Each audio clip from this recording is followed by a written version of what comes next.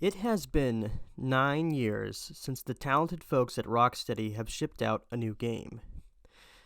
Their beloved Batman trilogy has now jumped forward several years into its own timeline to tell a story about the ultimate apocalypse of its own world. But at the same time, it highlights everything wrong with the type of game it wants to be: games as a service.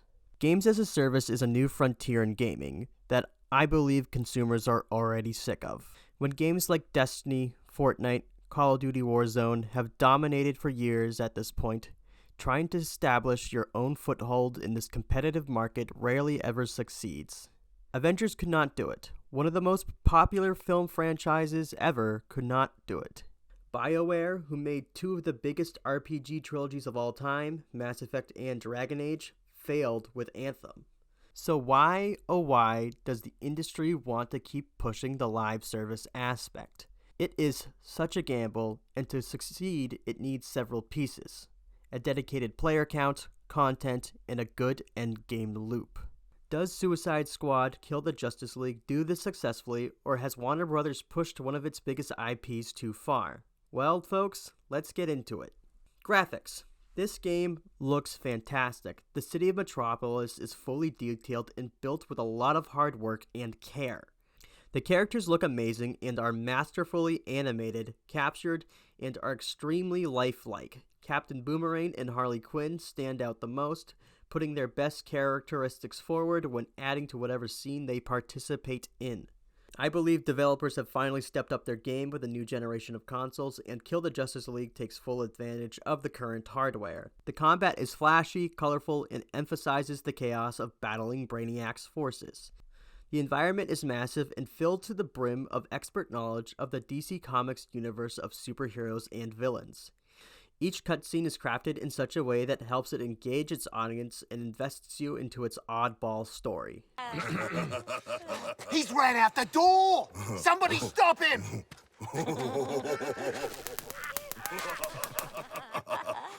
Did that get him? No! It very much did not get him. Waller! Blow up his head! Rocksteady should be proud about how they were able to fully realize their vision for the game's setting and be able to create a sandbox that would be fun to play in. Gameplay. Now, this is a part of the life or death of a live service game. Some of you might ask, what is a live service game? Essentially, a regular game is built with a basic amount of content in mind. You start at point A, end at point B, and it takes a certain amount of time to get there. The time to beat it is completely relative depending on how much content the player engages in. Once you finish a regular game, you've seen all that it had to offer, and maybe it includes a multiplayer aspect that you can play post-single player. Games as a service want you to keep playing their game for as long as possible. Therefore, the content it has to offer needs to have a reason for you to keep logging in every day and playing. The game needs to motivate you outside the basis of what it has to offer. What makes you keep playing? Many consumers are going to decide if this game is worth playing within the first few hours. They're going to ask themselves, am I having fun? Do I like what I'm seeing? Is this game frustrating to play? What is in it for me if I keep playing? What Suicide Squad offers in terms of gameplay is an imitation of one of the best looter shooters, if not the best form of looter shooter, Borderlands. This genre game is based around killing enemies, getting loot, usually in the form of guns or character upgrades, and then putting that progression towards tackling a tougher challenge, like bigger and tougher enemies, usually referred to as a boss. Diablo popularized it, Borderlands mastered it, and Destiny had its own special twist. So what does Kill the Justice League offer then? It offers a fast-paced, hyper-aggressive, objective-based action. But objective-based action has been done before. Destiny had you defending doors while they were hacked open. Division had you defending points while you were swarmed by enemy factions. I have never enjoyed this style, but once again, it's worked its way into another game.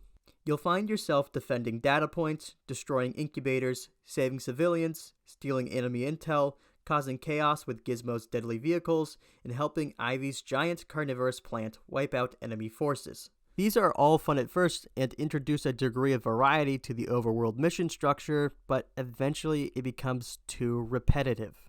which is a shame because the combat is so darn fun. The guns feel great, they pack a lot of punch, the traversal attacks and suicide strikes are fun to pull off, and while it looks overwhelming briefly, the fast-paced and chaotic action on screen works perfectly with every encounter. However, there are so many flaws with the base mission structure, it hurts an otherwise great shooter. There are challenges that ruin the pacing of combat. For example, enemies can only take damage from grenades. Okay, fine, whatever, but the ammo economy in this game doesn't support that type of challenge. Enemies only drop more grenades upon defeat, or if they're hit by one of the super attacks, but sometimes they just don't drop anything at all. I also had issues with the precision shot challenge. Sometimes enemies didn't even take damage even though I was shooting them in their weak points. I don't know if it was bugged, but it's an issue. These are easy fixes though. A patch could improve the ammo economy, for instance. Another huge aspect of the game is the 4 playable squad members: Harley Quinn, Deadshot, Captain Boomerang, and King Shark. They all use different weapon types. Harley uses close-range weapons and is skilled with explosives. King Shark uses heavy weapons and can take a lot of damage. Deadshot uses long-range weapons and has a focus on precision shots. And Captain Boomerang uses a mix of range and close range to be effective in crowd control. They also have unique ways of traversing the map. Deadshot flies around on a jetpack. King Shark uses his natural-born powers to leap great distances. Boomerang uses a gauntlet that harnesses Flash's speed force to teleport and run at great speeds. And Harley, who takes a lot of getting used to, uses Batman's grappling hook combined with a glider to perform mid-air acrobatics. This is what makes core gameplay fun, and where it most feels like it takes a great amount of inspiration from Borderlands. There is a structure for a fantastic looter shooter here, but without a more diverse variety in objectives, it fails to capture what makes other games of the genre so great. Last time I talked about boss fights, I mentioned how the challenge of these fights needs to focus on the fun aspects of gameplay. Well, I can say it's most definitely here, not just as great as it can be. In fact, the final boss is just a repeated boss from the early game. But fighting the Justice League is still entertaining to a degree. You counterattack their powers by gearing up beforehand and stealing their weaknesses from different areas of Metropolis, and then you face a member of the League head on. The repetition is still here, even with creative boss fights like tripping up the Flash or having to fight Green Lantern's army of constructs. It really boils down to waiting for the right moment to perform a counter-shot attack, a returning mechanic from the Batman Arkham games reflavored to the tune of Suicide Squad. Counterattacking, or counter-shooting as the game calls it, allows for players to interrupt strong attacks from the enemies. Since the members of the Justice League are powerful by default, you'll be counter-shooting them every few seconds to make them vulnerable to regular attacks. You'll be able to deal a fair amount of damage, but this process will repeat a few times before a boss finally goes down. In the defense of Kill the Justice League, the bosses take less time to defeat than your average bullet sponge Destiny 2 boss fight. There is still a lot I enjoyed about the fast-paced shooting in Suicide Squad and its overall implementation. With a stronger mission structure, I could see this game drawing the eyes of curious onlookers. There's a lot to work with in the DC mythos. Maybe Rocksteady could look at including some lesser-known members of the Justice League as boss fights in future updates that showcase new ideas for gameplay. Like, for example, you could have a Green Arrow fight that better tests the reflexes of the player's ability to use the countershot system. Having to shoot away a barrage of arrows and maybe using the melee option to deflect a trick arrow. Just an idea, but feel free to take it and work with it. Underneath a flawed structure are the fundamentals of a great looter shooter, which I would love to see receive reworks that can raise it to the greater heights that it was meant to be at. The end game loop. This section is exclusively for games that are live service. It helps maintain an audience after the main product has been completed. Allow me to share my personal experiences with games of this style so you can understand where my criticisms are coming from. I used to play a lot of Destiny 2 before giving up during the latter half of 2022 after being unsatisfied with content updates. I quit at the start of Season of the Plunder. Live service games live and die by a player count, but that player count can be improved with content updates. I had stopped playing the original Destiny the month it came out because there was just nothing to play but the Vault of Glass raid and to do the strikes. I hated playing the competitive multiplayer. Then I skipped out on the 2 DLCs that followed the initial release. Then, Destiny, The Taken King was released, and it changed everything I disliked about the original game. And I played Destiny up until the release of Destiny 2 that I had played on and off for years. Since then, I have played multiple games that have tried to reach the heights Destiny hit a long time ago. Avengers had a terrible endgame that never changed, Redfall was a poorly programmed mess with an exploitable loot system. I even tried other games like The Division 2, which wasn't for me personally, but that game is still receiving updates in its 5th year of being out. These types of games do have their audience. I brought up Destiny a few times, but after I graduated college, my return on investment in that game combined with the lackluster updates made the experience no longer worth it. So why would I want to invest more of my free time outside of work into Kill the Justice League? Why should I go and fight another Brainiac? Suicide Squad's answer to that question is sets. If you have ever played Diablo, then you'll be familiar with this concept of an endgame reward. Sets are combinations of gear that exponentially boost the player's damage output. This makes tougher challenges easier, allowing players to invest less time in struggling and to put more time into their overall enjoyment. It's supposed to be rewarding. You collect villain-themed weapons, for me right now it's all Bane-themed, and collecting every piece will give you a boost to your character's stats. That's essentially the loop. Accept a tough mission, kill enemies, complete the objective, get a chance of earning a weapon or piece of gear you haven't had yet. You will get duplicates. I have like 3 of the Black Mask sniper rifles for some reason. So, is this a good endgame loop? Sort of. It's fun for a time if you want to de-stress and turn your brain off and shoot some things, but it eventually gets a little exhausting.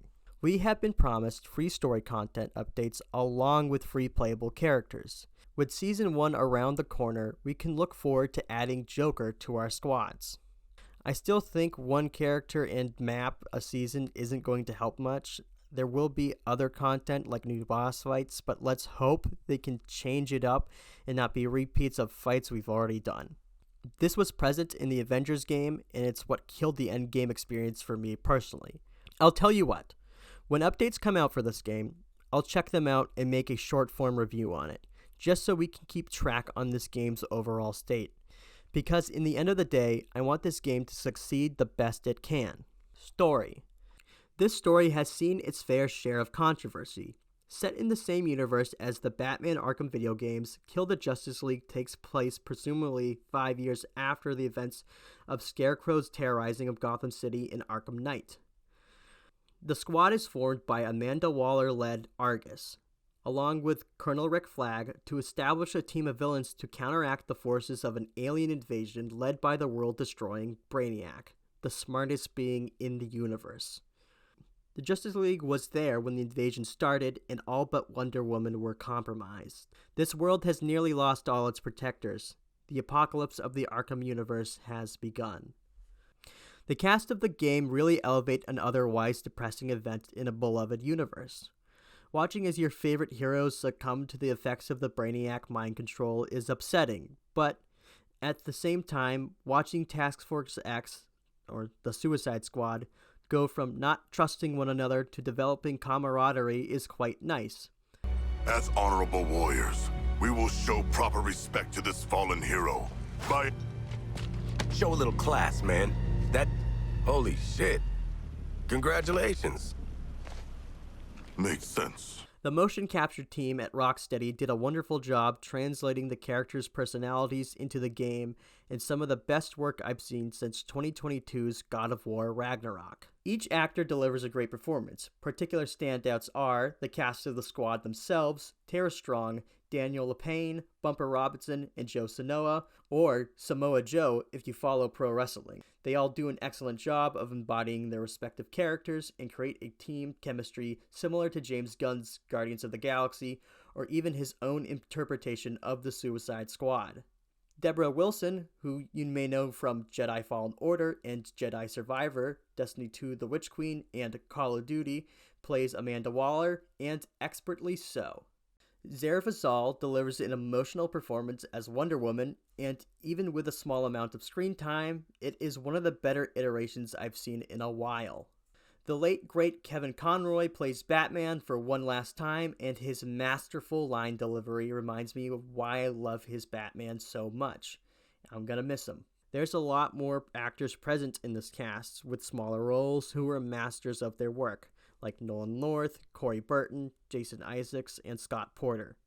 Honestly, every person on the cast list should be proud of what they were able to do for the story. Even where this game struggles, the wonderful cast helps lift it up and makes a story worthy of the DC mythos. The overall: should you buy Suicide Squad Killed the Justice League? I find it difficult nowadays to recommend any game priced at $70. I personally paid $100 to play 3 days early just so I could have more time to work on this review and not rush myself through the entire game just to get a timely video out on a topical video game. However, I don't think it's worth $70. That doesn't mean it has to be the end of Suicide Squad. I think consumers would be more lenient if this game was asking for $40 or $50. If you are interested in this game but on a budget, then I recommend reconsidering when it's around those price ranges. Hardcore fans of DC will most likely have bought it. If you are still here and unsure if you should buy it or not, then it would be best to wait for sale. With Suicide Squad being always online, you risk the idea of never being able to play the game again in any way, shape, or form if Warner Brothers decides it's no longer profitable to keep the game running. I personally don't think it's right to let all that hard work and love put into this game to be deleted suddenly, especially after I paid for the product. However, if I had convinced you that this game is for you, then I encourage you to talk about what you love about the game, what could be improved. If this video by some wild chance is seen by the folks at Warner Brothers and Rocksteady, then you've made a game with a good foundation. It needs improvement, it needs an offline mode, but it could be great. There are really two paths a live service game can take. It lives or it dies out. There have been plenty of games with controversial launches. Most recently, while it's not a live service game, we did witness the full-on redemption of Cyberpunk 2077. I've seen Destiny come back from multiple blunders. Warframe did not review well when it first came out, and now it's one of the most popular looter shooters out there. I guess what I'm saying is, it's not impossible for Suicide Squad to rise above and prove everyone wrong. I liked the game. I did. So I will give credit where credit is due and give Suicide Squad Kill the Justice League a 7 out of 10. For me, I rate this as an average game. It could be better, and I look forward to the future of this game. Don't let it die. I don't know what's next for the series. I don't have a game in mind that I want to review next.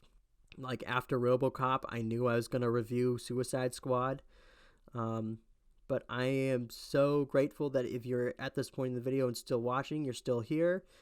So please subscribe if you liked what you saw, because next time you'll get to see my videos in your feed a bit quicker. So yeah, thanks for tuning in, folks. Hope you liked the video, and stay tuned for more. See ya.